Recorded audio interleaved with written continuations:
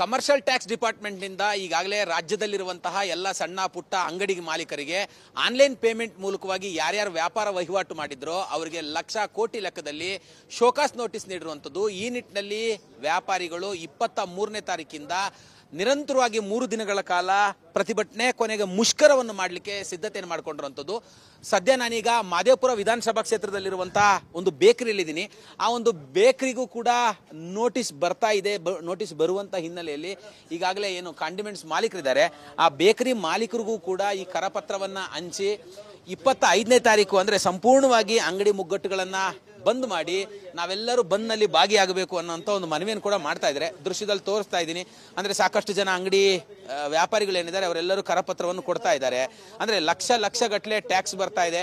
So ಹಾಗಾಗಿ ತುಂಬಾ ಕಷ್ಟ ಆಗತ್ತೆ, ಹಣವನ್ನ ಕಟ್ಲಿಕ್ಕೆ ಆಗೋದಿಲ್ಲ ಅನ್ನುವಂಥ ಒಂದು ಮನವಿಯನ್ನ ಮತ್ತೆ ಅವ್ರಿಗೆ ಆಗ್ತಿರುವಂತಹ ಸಮಸ್ಯೆಗಳನ್ನ ತೋರಿಸ್ತಾ ಇರುವಂತ ಬಗ್ಗೆ ಮಾತಾಡ್ಲಿಕ್ಕೆ ನನ್ನ ಜೊತೆಯಲ್ಲಿ ಕಾಂಡಿಮೆಂಟ್ಸ್ ಮಾಲೀಕರಾಗಿರುವಂತಹ ಗಣೇಶ್ ಶೆಟ್ಟಿಯವರು ಕೂಡ ನನ್ನ ಜೊತೆಲಿದ್ದಾರೆ. ಸರ್, ಏನ್ ಈ ಕರಪತ್ರ, ಏನ್ ಮನವಿ ಮಾಡ್ತಾ ಇದ್ದೀರಾ ಅವ್ರಿಗೆ? ಸರ್ ನೋಡಿ ಸರ್, ಇವಾಗ ನಮ್ಮ ಸಮಸ್ಯೆಗಳು ಏನಂದ್ರೆ ಏನ್ ಹೇಳಿ ಸರ್, ನಾವು ಸಣ್ಣ ಪುಟ್ಟ ಉದ್ಯೋಗ ಮಾಡ್ಕೊಂಡು ಡೈಲಿ ಜೀವನ ಸಾಗಿಸೋದೇ ಕಷ್ಟ ಆಗಿದೆ. ಅಂಥದ್ದಲ್ಲಿ 25 ಲಕ್ಷ 30 ಲಕ್ಷ 50 ಲಕ್ಷ 1 ಕೋಟಿ ಅಂದ್ರೆ ಎಲ್ಲಿಂದ ಕಟ್ಟೋದು ಸರ್? ಎಲ್ಲಿಂದ ಕಟ್ಟೋದು ಹೇಳಿ, ನೀವು ಹೇಳಿ.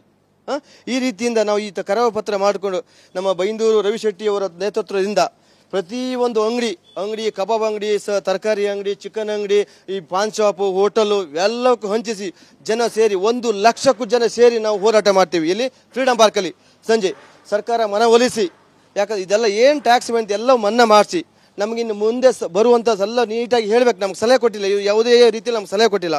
ಯಾಕಂದ್ರೆ ಈ ಬೇಕರಿಗಳ ಸರ್ ಮಾರಿದ್ರು ನಮ್ಗೆ 1 2 ಲಕ್ಷ 3 ಲಕ್ಷ ಹೋಗಲ್ಲ ಸರ್. ಎಲ್ಲಿಂದ ಕಟ್ಟೋದು ಸರ್? ನಾವು ಎಲ್ಲಿಂದ ಕಟ್ಟೋದು ನಾವು ಹೇಳಿ? ಇದ್ರ ಸಲುವಾಗಿ ಈಗ ನಮಗೆ ಒಂದು ಆಸ್ತಿ ಮನೆ ಇದೆಯಾ? ಆಸ್ತಿ ಮನೆ ಇಲ್ಲ. ನಮ್ಮ ತಂದೆ ತಾಯಿಗಳು ಮಾಡೋದು ಏನಿಲ್ಲ. ನಾವೇ ಒಂದು ಅಂಗಡಿ ಮಾಲೀಕರಿಗೆ ಎಲ್ಲರಿಗೂ ನೀವು ಪಾಂಪ್ಲೆಟ್ಸ್ ಕೊಡ್ತಾ ಇದ್ದೀರಾ, ಕರಪತ್ರ ಹಂಚ್ತಾ ಇದ್ದೀರಾ, ಏನ್ ಹೇಳ್ತಿದ್ದಾರೆ ಅವರು? ಈಗ ಅವರು ಕೆಲವೊಂದು ಈಗ ನಮಗೆ ಟ್ಯಾಕ್ಸ್ ಬಂದಿಲ್ಲ ಸರ್, ನಮಗೆ ಟಿವಿ ನ್ಯೂಸು ಚಾನಲ್ ನೋಡ್ಕೊಂಡು ನಮ್ಗೆ ಭಯ ಸ್ಟಾರ್ಟ್ ಆಗಿದೆ. ಯಾಕಂದ್ರೆ ಭಯ ಈಗ ಎಲ್ಲ ಸ್ಕ್ಯಾನರ್ ಎತ್ಬಿಟ್ಟು ನಾವೆಲ್ಲ ಕ್ಯಾಶ್ ಅಂಡ್ ಕ್ಯಾರಿ ಮಾಡ್ತಾ ಇದ್ದೇವೆ. ಕೆಲವೊಂದು ಕಸ್ಟಮರ್ ಆಚೆ ಈಚೆ ಹೋಗ್ತಾ ಇದ್ರು ಅಂತ ಹೇಳ್ತಾ ಇದ್ದಾರೆ. ಆದ್ರೂ ನಾವು ಈಗ ಏನಕ್ಕಂದ್ರೆ ನಮ್ಗೆ ಕ್ಯಾಶ್ ಅಂಡ್ ಕ್ಯಾರಿ ಮಾಡ್ತಾ ಇದ್ದೇವೆ. ನಾವು ಈಗ ಇದು ಯಾರು ಇಡ್ತಾ ಇಲ್ಲ ಅಂತ ಈಗ ಹೇಳ್ತಿದ್ದಾರೆ ನೋಡಿ ಇವರೆಲ್ಲ. ಈಗ ಅಂಗಡಿ ಮಾಲೀಕರು ಕೂಡ ನನ್ನ ಜೊತೆಲಿದ್ದಾರೆ. ಸರ್, ತಮಗೆ ಪಾಂಪ್ಲೆಟ್ಸ್ ಅನ್ನು ಕೊಟ್ಟರು, ಈಗ 25ಕ್ಕೆ ಅಂಗಡಿಯನ್ನು ಬಂದ್ ಮಾಡಿ ಮುಷ್ಕರ ಮಾಡಬೇಕು ಅಂತಿದ್ದಾರೆ, ತಾವೇನ್ ಹೇಳ್ತೀರಾ? ಅದೇ ಸರ್, 25ನೇ ತಾರೀಕು ಹೋಗಿ ಹೋರಾಟ ಮಾಡಿಕೊಡ್ತೀನಿ ಇವರ ಜೊತೆಲಿ ಹೋಗಿ. ಈಗ ನಮಗೆ ಇದ್ರ ಬಗ್ಗೆ ಏನು ಗೊತ್ತಿಲ್ಲ, ಎಲ್ಲರೂ ಹೇಳ್ತಾ ಇದ್ದೀನಿ. ಇದು ಇಷ್ಟು ನಮಗೆ ಇನ್ನು 2 ತಿಂಗಳಿಗೆ ಆನ್ಲೈನ್ ಮೂಲಕವಾಗಿ ಪೇಮೆಂಟ್ ಅನ್ನ ಸ್ವೀಕರಿಸಿದಂತಹ ಎಲ್ಲ ಸಣ್ಣ ಪುಟ್ಟ ಬೇಕರಿ ಕಾಂಡಿಮೆಂಟ್ಸ್ ಎಲ್ಲರಿಗೂ ಕೂಡ ಲಕ್ಷ ಕಟ್ಟಿ ಅಂತೇಳಿ ನೋಟಿಸ್ ಕೊಟ್ಟಿದ್ದಾರೆ.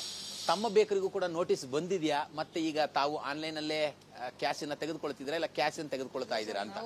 ಆನ್ಲೈನ್ ಎಲ್ಲ ಸ್ಟಾಪ್ ಮಾಡ್ತಾ ಇದ್ದೀನಿ. ಇವಾಗ ಎಲ್ಲ ಕ್ಯಾಶೇ ಕೊಡಿ, ರೆಡಿ ಕ್ಯಾಶ್. ಇದು ಆನ್ಲೈನ್ ಬಿಟ್ಟು ಈಗ 25ನೇ ತಾರೀಕು ಎಲ್ಲ ಅಂಗಡಿ ಎಲ್ಲ ಕ್ಲೋಸ್ ಮಾಡಿ ಹೋರಾಟ ಮಾಡೋಕ್ಕೆ ಅಲ್ಲಿ ಫ್ರೀಡಂ ಪಾರ್ಕ್ ಹತ್ರ ಹೋಗಿ ಇದು ಮಾಡ್ತೀವಿ.